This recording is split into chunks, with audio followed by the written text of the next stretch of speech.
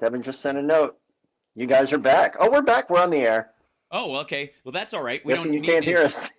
Oh, no, we cannot hear them, but We that's cannot. okay. Nope. That's a curious aspect. I can hear you though, Johnny, so I know it ain't Yeah. me. I'm good. All right. Now the question is, I hope they can hear us. But anyways, the Bill Browder was on, I think the BBC, like BBC Radio, Times Radio, who, by the way, has been straight up magic on the Ukraine war, like as fuddy duddy and British as the Times radio, is and seems and absolutely just reeks of it. Every time I listen to or see a clip from the Times radio interviews, it is just Brits keeping calm and carrying on That's about all the they can most do. awful things. And well, at this point, a severe fire of that form is something we're going to have to. Now, if you can't see in the frame right now, but both of my legs are on fire. And on the one hand, if you looked at it positively, I could be Nikki Sixx in a video, but I'm not. I'm a man on fire, and we learn to deal. So this is this is Browder saying something that I have been saying for quite some time, about this, like our issues with Ukraine and Russia. Everybody in the West has been tiptoeing around this whole concept of escalation. We somehow think that if we supply Putin, we supply the Ukrainians with weapons, that's going to escalate Putin. But he's the one escalating. All we're doing is trying to help them defend themselves. And so I wish that the U.S. and the U.K. and the EU would just put aside this worry about upsetting Putin, give the Ukrainians everything that they asked for, and let the Ukrainians get on with their job to finish this off, because they could if they had the appropriate weaponry to do so. Everybody in the Yes. So there was an article, I believe it was in the Wall Street Journal first, but it is a thought that is carrying across now on the, and I think the 1 year anniversary has brought people to it in a lot of the ways that many people reflected on the Iraq war the year after 9/11, 2 years in, where people were like, maybe, just maybe, we had we were wrong in our perception and our attitudes towards this whole thing, and we let ourselves get carried away. The opposite is true now. I think the reaction to being misled by the Bush administration and being, for those that were, I don't think anybody here was, and I don't think anybody listening to the sound of my voice bought any of it at all. Like we were, I found it absurd from the jump that we were going into Iraq, but the reaction from some people was out of fear after 9/11 that anything is justified, that, that's it. For everybody always asks what happened to Dennis Miller. That's what happened to Dennis Miller. 91, like, Dennis Miller was I think he put out Black and White, one of the most liberal stand-up specials you'll hear in a long time. Very, pro-choice, all kinds of, jokes in there. Obviously, not politically correct in some areas by today's standards, I would guess, in a couple areas. But overall, the idea of arguing for things that, are pretty normal around these parts. And then something happened along the way, and he turned into a friend of Bill O'Reilly's. It was 9/11. And and it was that reaction that those folks had that got us into like this kind of rolling Iraq, then Afghanistan, then forever, then staying in there, then the war on terror, and the constant re-upping of the justifications. And many of us, reacted to the authorized use of military force and, being automatically re-upped and not having to declare war and all this stuff, as you should. Recognizing that the war on terror is not a military act, but in large part an act of law enforcement, as John Kerry put it when he was running against Bush in the second term. He's like, this should not have been handled with the military. This was a mass murder. You deal with mass murderers that way. You don't start rolling wars in other countries that are just going to contribute to more war in the future. And I think on our side of the aisle, on the Democratic side of the aisle, in the liberal world, that I resonated to that. I think you did too, Johnny Million. I think a lot of people were like, absolutely, this is ridiculous. We need to get out of there. We're just making more terrorists. And that reflex That logic is great and should never be lost. But what we have now with the Ukrainian situation, which is a wholly different circumstance, where a foreign country has attacked another in a horrifyingly violent way for them daring to be independent, and that attachment of that country to the rest of Europe has the potential for a rolling cascade of violence as a large, basically a kleptocracy, Yep. a mafia state deciding, oh, we'll just steal one country at a time. And my big stake in the ground as Vladimir Putin will be that I was the guy who started the Russian imperialist move in the 21st century.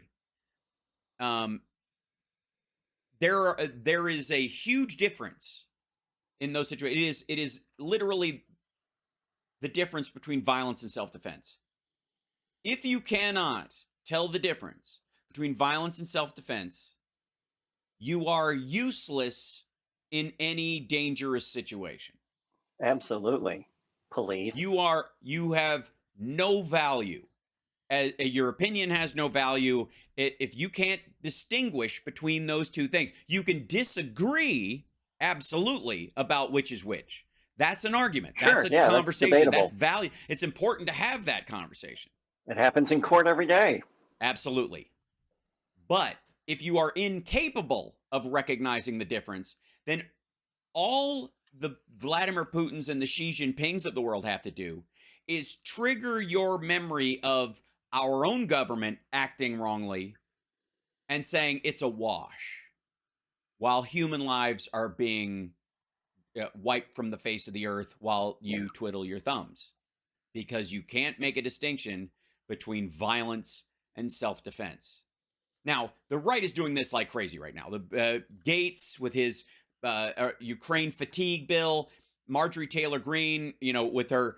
The funny thing is, she's put forward this, like, I want to audit every dollar that's going to Ukraine. Knock yourself out.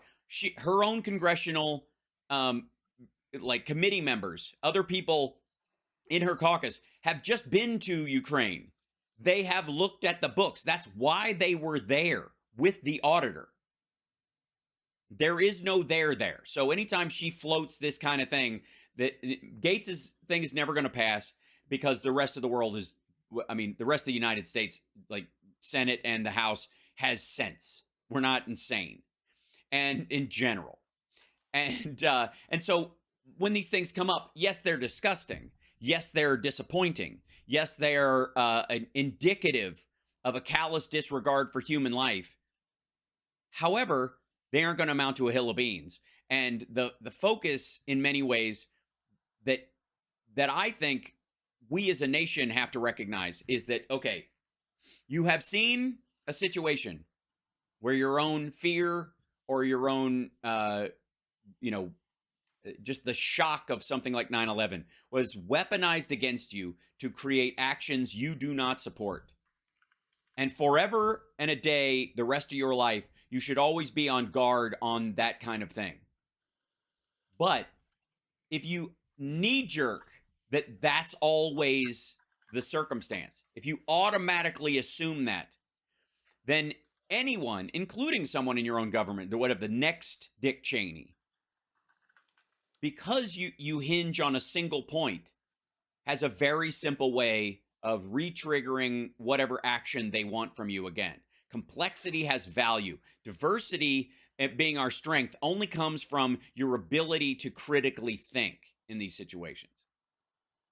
And as we look at Ukraine, what Browder was saying, and in many ways what I think a lot of what made the West drag their feet in the very beginning, was because for some reason, in an act of self-defense against an onslaught by a much bigger country against a much smaller country, with a country, by the way, with a huge military, deciding we're just going to take this country and, by their own words, eliminate the Ukrainian identity from the earth, either by murder or re-education or both. And by the way, they've decided on a system. The Russians have decided on a system for that, which is kill all the men or anybody old enough to have a memory about this that can fight back, and then absorb all the children. Steal children from the area, raise them in Russian homes to hate their own country, and eventually you will repopulate your, your diaspora if that's what they're trying to grow. You cannot, you have to have the ability to go, is there a worm on that hook? And because if there isn't a worm on the hook will never get you. The worm has to be something you're attracted to. It's something that is normal for your consumption. And these days, especially as we get into like ChatGPT and deep fakes and all that kind of stuff, I am telling you that the next 2 years in particular are going to be madness in terms of, I saw a video that made me do this, that start tweet storms that change policy in the United States in or any other country, but that was never real in the first place. And by the time you figure it out, it's already done. We have got to be more guarded of our principles and less attached to our jargon. Well, yeah, and just like there's a New York Times opinion piece saying, we already know that masks didn't work, so what's the next step? It's an opinion piece by some dude who doesn't even think climate change is real. Right. But, well, and for the but record, everybody's freaking out and retweeting it and loving it. Sure. Well, and that is because the studies that they were using in particular around these things, well, I mean, it would take an hour to break it down, but they basically took, well, like one of these like accumulative studies that gets put out by a decent group, but doesn't take into factor any of the other ancillaries of masking. Hand washing, for example, in that same study, hand washing more than anything else decreased the transmission more than any other aspect. Of all the things you can do, hand washing is the best, because even if you're wearing a mask, you touch your eyes. Now, that alone, if people are washing their hands regularly, he'll touch your eyes. That's true. I will. Book. We got to take a break, but there was a correlation between people who regularly washed their hands and regularly wore a mask, and slowed the transmission of the virus, saving tens of thousands, hundreds of thousands, if not millions of lives. So even if, and that's not what this paper says, but even if wearing a mask acted as sort of a badge to say, I am also using hand sanitizer and washing my hands, and not, if I feel bad, I'm staying home, that in and of itself would be successful. And it would also correlate to a lot of people who would, it would isolate out the people who don't act that way, who didn't do any of those things, who caught the disease and passed on because they're not counted in said study. They don't exist to the study.